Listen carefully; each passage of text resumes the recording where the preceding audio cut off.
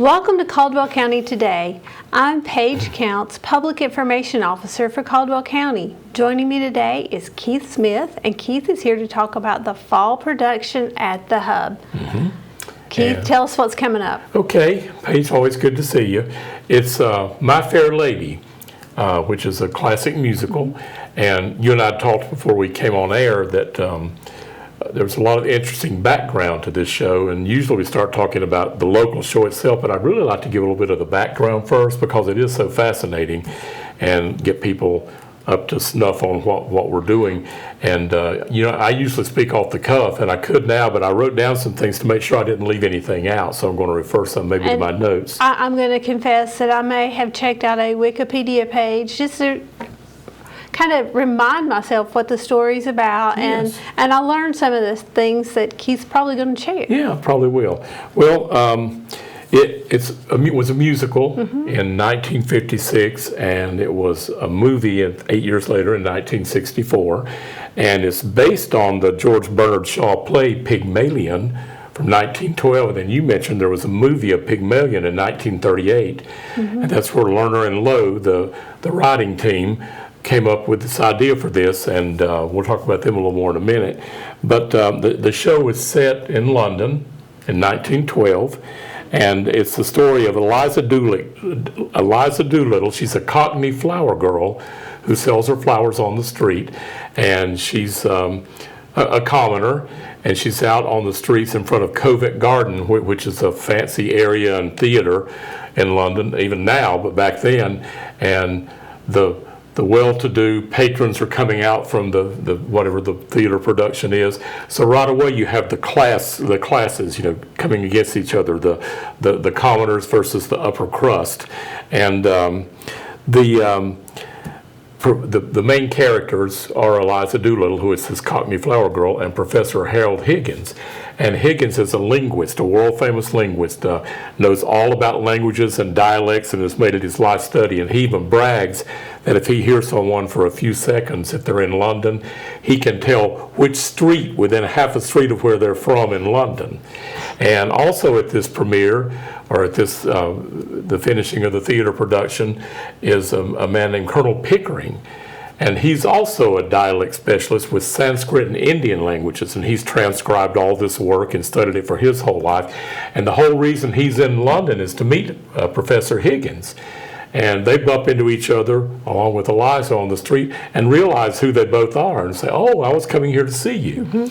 So she comes to Professor Higgins for elocution lessons, dialogue and clarity of speech and learning how to speak properly. And Higgins makes a friendly bet with Pickering, who stays with him during his stay in London for a few months. And he says, "I'm going to this hotel." He says, "No, you'll come stay with me at my house." And so Eliza comes there to study, and they make a friendly bet that within a few months, Higgins can pass her off as a lady of class, as a princess or someone of the upper echelon. It's a friendly bet. So that's how it proceeds. And they have the saying, the rain in Spain falls mainly on the plain, and she finally gets that. But the Broadway musical, I said, came out in 56, and the movie followed in 64. The Broadway musical won 6 Tony Awards, including Best Show, Best Musical for the year in 56. And then when the movie was made, Warner Brothers, Jack Warner, brought Rex Harrison, who had played Henry Higgins in the Broadway musical, along with Julie Andrews, who played Eliza Doolittle.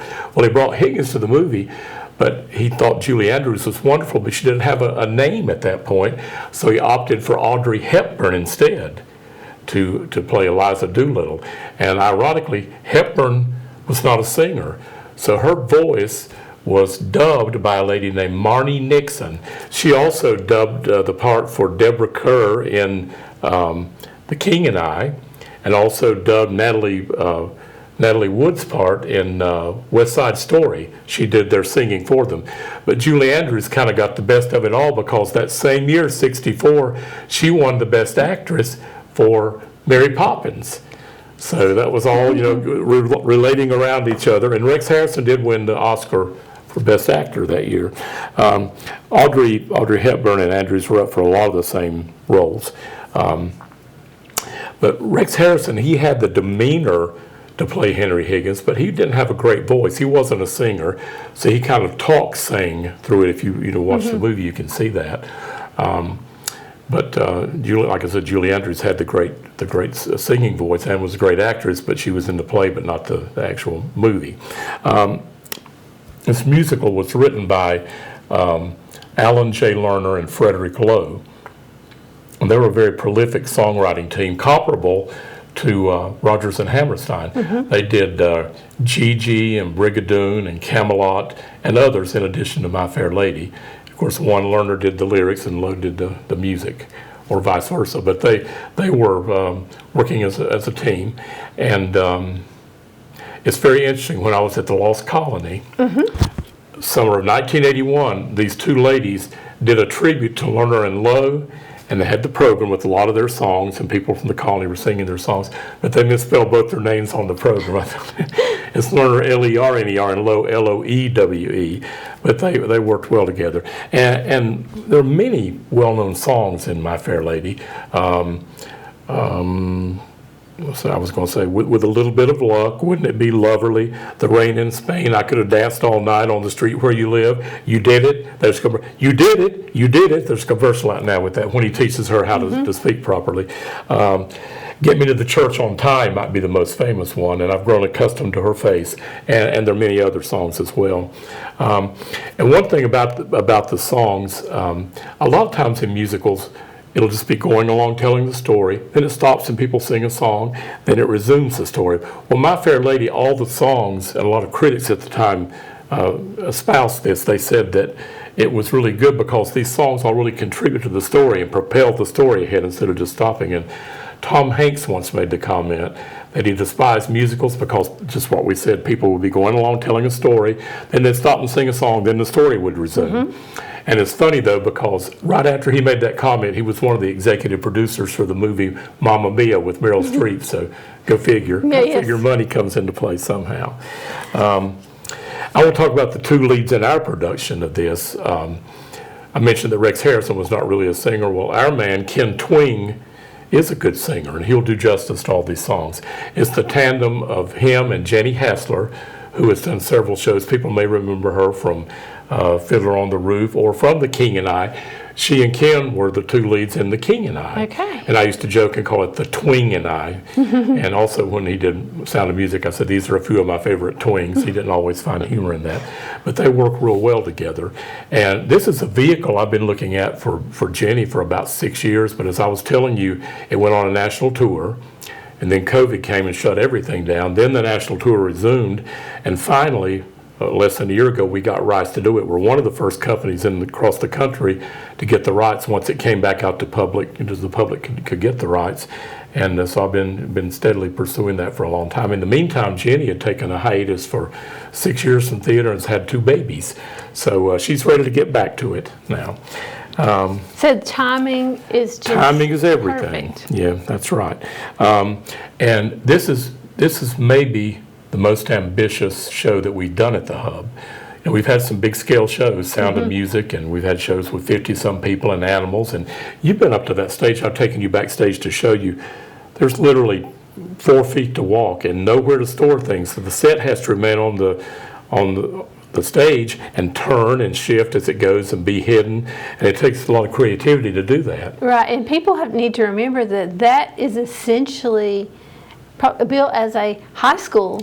It's a high school stage. And at one time I think it might have been the library, but it never was meant for dinner theater.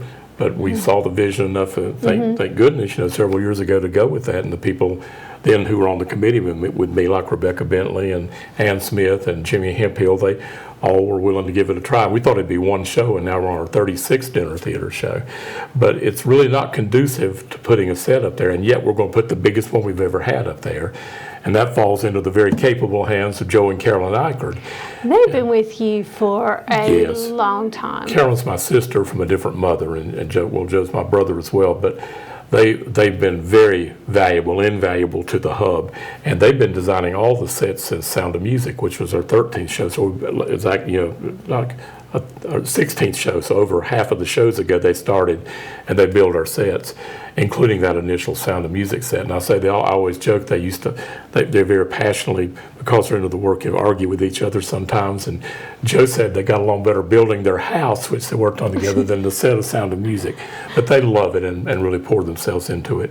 And Carol and I have been talking a lot about the set. She's done a lot of work designing and has shown me what's going to be required. It is going to be a gargantuan set, and the scale of the show itself. We're still recruiting some people at this point, but need to find more singers and some acrobats who perform on the streets of London.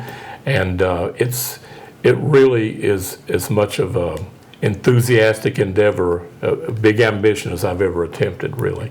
So we're going to work really hard.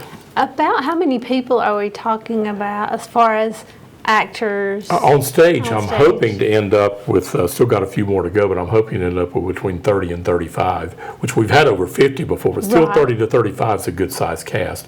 But it takes that to fill out all the music and all the roles of servants and street people and vendors, and they're all a vital part of this. It can't, there are only about 4 real leads and about 8 people with substantial speaking roles, but after that, there are all kinds of people who have to fill all these other parts and become different people throughout it. Well, when you started talking about the story, you said that the 3 main characters meet outside of a theater in London. So that's right. Outside of a theater implies to me that there's people milling around them. Oh, there are. They're on the street, and these rich people are going to their play in their taxis, which is a horse-drawn carriage, comes up and lets them out, and they're all dressed to the nines. And here are these street people, the Cockney people, who are just trying to survive to the next day and hustle to get a meal. And they're buskers who are jugglers and going up to people asking for money and not really assaulting them, but being a little forceful. And Eliza Doolittle sells flowers. He buys some flowers from me, that sort of thing. And she bumps into this guy, Freddie, who later becomes kind of her love interest in the show. It never really fully materializes, but he's just infatuated with her. And he literally accidentally knocks her down and spills her flowers, and that's when Higgins and Pickering discover her. And it goes on from there. But as I said, it's a real meeting of the class, especially in 1912, to show that difference in classes of society. So they're the 3 main characters. Then, as I said, it branches out from there. And there's a real funny scene where they first take Eliza to try to pass her off as somebody of nobility. And she's doing great, but there's a horse race that they go to.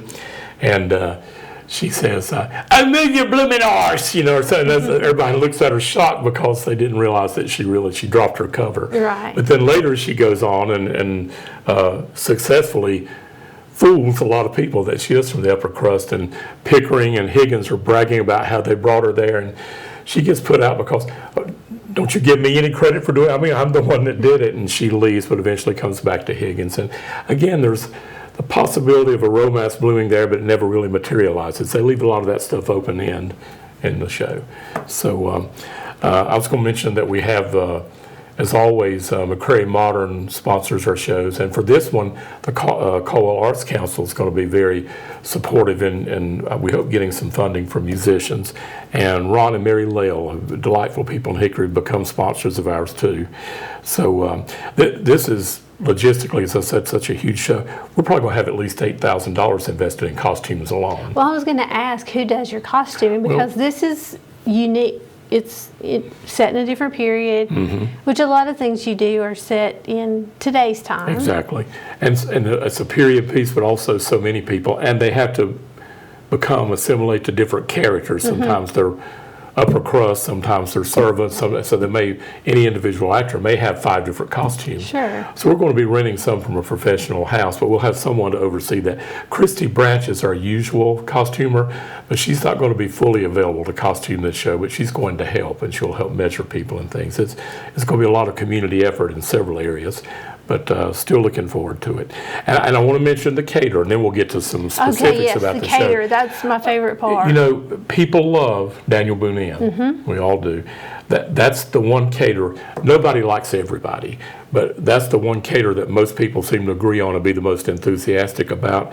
Well, after COVID, they're no longer able to send a full team of 8 or 10 servers down Right. there for 6 nights in the fall because it's the height of their wedding season and people up there for the leaves.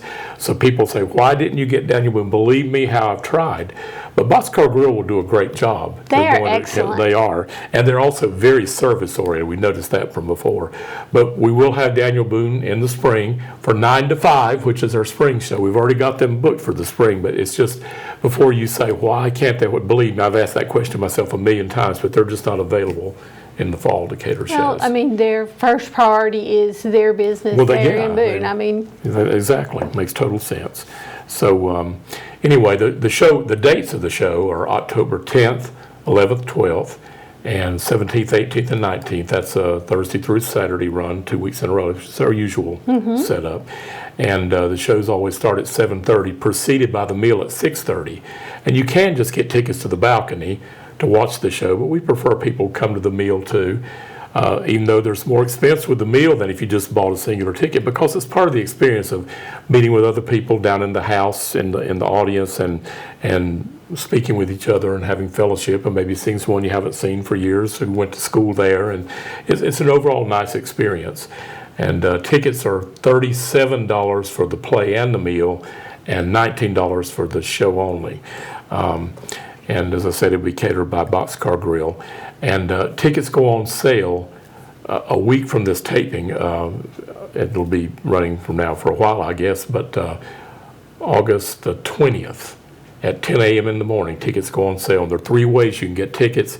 You can go online, which is the most convenient way, to tix.com, that's tix.com. And the way to get there is to go to the Town of Hudson website or the HUB Station website and follow the link to tix.com, and you can pick out your seats, everything, see them right in front of you.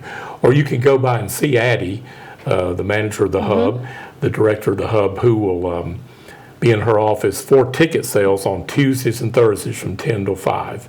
Or you can call and leave a message, and if she doesn't speak to you live, she will follow up. She's very good about that. 828-726-8871. I'm sure we can put that up. So one of 3 ways, but the best way is to go online. But as I said, it goes on sale on the 20th, and we've had shows in the past that Sound of Music, for instance, the opening day of sales, we sold almost 600 tickets on the opening day. That doesn't happen anymore, but we'd like to have a lot of people to build up the momentum right off the bat. And what always happens is the first week after it's gone well, and a lot of people have seen it, but it's not sold out, word of mouth gets around, and then the second week people are trying to get tickets when it is sold out. So I would encourage people to like vote early, no, not vote often, but vote early. Vote only one time, but vote early. Same thing for this. Try to get your tickets early and try to go for the first week if possible, but do what you have to do and how you need to do it when you need to do it. can you talk about how the HUB has become a regional art center? Well, first of all, they've renovated it so much that they do have art all up and down the halls and art centers and so many classes and so many special events now. And of course, Mitford Museum is there, which anchors the other end of the building. So it's growing in people coming in. In fact, I think Mitford finally has had visitors from all 50 states as of about a year or 2 ago, which is very impressive.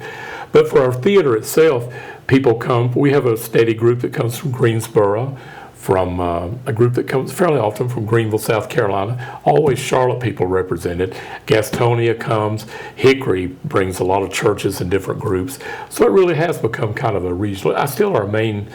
Our main thrust. It's a more senior audience and it's more oriented toward Caldwell County. But there are exceptions to that, and we continue to grow. And we just believe if you will come see something and give it a chance, that you'll be hooked on it and keep coming back. As I said, this is our 36th show.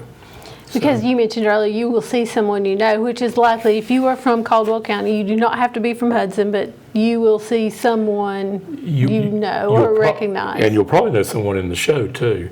There's a great thing, and I'm going to share it with you someday when I'm doing some writing, and we'll talk about that a whole different time, but there's a thing that says you may have been in community theater if, and it has like 30 things, and one of them is if you see your own furniture on stage, if you're acting with fellow family members, it goes on and says it's delightful, it's pretty funny, but it's actually very true as well. And I wanted to mention too that this has been called the perfect musical. New York papers, I'm not sure which one, but when it first came out in '56, they said this is the perfect musical. The quintessential musical was another term that was used. So it's a very special show, and I think people will find it endearing.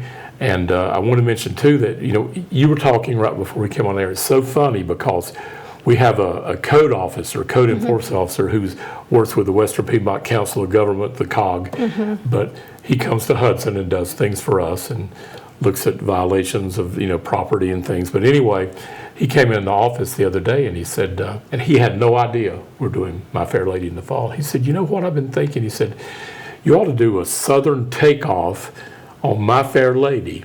And so I picked up the script. He said, no, you're kidding. I said, no, we're really doing it. Not the Southern takeoff, but you mentioned that too. I just was looking through the storyline, and I was like, you could set this in the South. Yeah. You would have it could be a great comedy. And this is excellent above all, but I was just like, for Southerners. Yes, and I think people will get into that. It's in London, but you're exactly right. And the reason I said that was to lead into this. There was an Andy Griffith episode called My Fair Ernest T. I remember that episode. And it's where Ernest T. Andy says he can pass him off to this rich socialite lady who has a social club, and he works with him. And he takes her to Mrs. Wiley's, and she keeps saying, "How do you do, Mrs. Wiley?" And just like Eliza Doolittle, they think that she's this upper crust. This professor sees her, and he's like knows everybody can tell when they're fakes. And at this party, he says, "I know where you're from," and they all, Higgins and Pickering kind of gasp, but Higgins kind of has faith in her. Says, "You're from like this part of Austria or something." So she fools him. It's the same way Ernest T. Bass fools her. She says, "You're from Boston." Yeah, I can tell you have a Boston accent. But if you've seen that episode, the thing you will remember is, "How do you do, Mrs. Wiley?" He says, "I walk into the room well and I don't spill my food." She says, "Oh, you're delightful." She thinks he's joking. He's really, so it is kind of a Southern takeoff on this show, but it's a very prolific show. It's been produced dozens of times professionally, and it's been produced obviously in community theater all over the country for years and years. So we're privileged to finally get to do it. It's one that I've had on my list for a long time. And it's always, like I said, we'd have a few things I'm trying to work on to have a little bit of unique or special qualities. I just call it Keith's Surprises. Yeah, well, we'll try to find them. So, and I wanted to say too, we're dedicating this show. Let's have it dedicated to someone, to Sheila Triplett Brady and to the Broyhill Family Foundation, because they've been so supportive of us, but arts across this area, and Sheila's been a fair lady to us, so it was very appropriate to dedicate the show in that regard. And really, the Broadhill family, when I think about it, that relationship with the arts has been going on for... Yes, really for longer than I know, but it's the foundation for 30 or more years probably. So hats off to them. It takes people who are willing to do that, because you can generate some money through ticket sales, and you have individuals who donate, but it really takes companies to support you behind the scenes to be able to do all the things we do. This is going to be a huge budgeted show, so we need that support, and we appreciate it.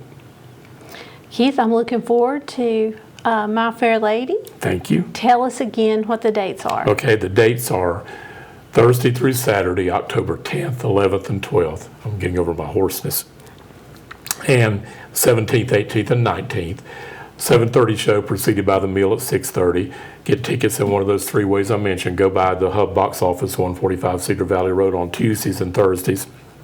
Call to 828-726-8871, or best of all, go to the HUB website or the Town of Hudson website and follow the link to tix.com. That's tix.com. And they will not go on sale for anyone until that Tuesday morning, the 20th at 10 a.m. So you can't like go on the night before. You can try, but it's just not available. So, but we hope that starting on that Tuesday, and as this continues to run, that it's just really filling up quickly, because it deserves to be seen. And these people I mentioned, and a whole bunch of others, I don't want to get into it all because we're still finalizing who's doing what at this early date, but they're going to be treated to some of these performances. And Boxcar Grill will be... Boxcar Grill is the caterer. Not sure what they're serving yet. But it'll be good. And as I said, they're very oriented to come around to the table to keep your drinks filled and have the desserts out there. And they do a very good job of service. So Very you'll good be fine. food. It's very good food. And then for those of you who don't hold out for Daniel Boone Inn, but when you come in the spring to see 9 to 5, the Dolly Parton musical, then you can eat some Daniel Boone food then. So, That's right. yeah. Keith, thank you for being here. It's always good, Paige. I really appreciate you having us, and Eric back there Yeah, shooting us. We couldn't do this without Eric. No, Eric's the man. In fact, I'm probably still going to try to get him in this show, but I don't think it's going to happen. But you can always try, right? You can always try. He came and did Guys and Dolls with me and played a role he had played before, and I was going to try him in a new role. He said, no, let me play that role, and he was delightful in it, so he's very good. We have some talent around here. I want people to know, and the people who come to these regularly do know this, but it's a higher level than some people expect, when they come in. Because like I always say, my mantra is I'm smart enough to surround myself with good people. I just refuse to settle. And we're going to work really hard to give you a good presentation with a lot of good music and acting. And it's a feel-good show ultimately, but it still has some substance, makes you think about the differentiation of class and how back then you probably couldn't write this show now because of the misogyny, the way that Rex Harrison, his character, Higgins treats Eliza, but he treats all women badly, but he treats all people badly. It's like the old Don Rickles line. He says, I'm not prejudiced, I hate everybody. Well, Higgins looks down on everyone. So, but it's endearing, and he comes to really care about Eliza. So you see that little arc happening throughout, so transpiring. Well, thank you, Keith, and we're looking forward Paige. to the show. Appreciate it. And thank you for watching Caldwell County Today.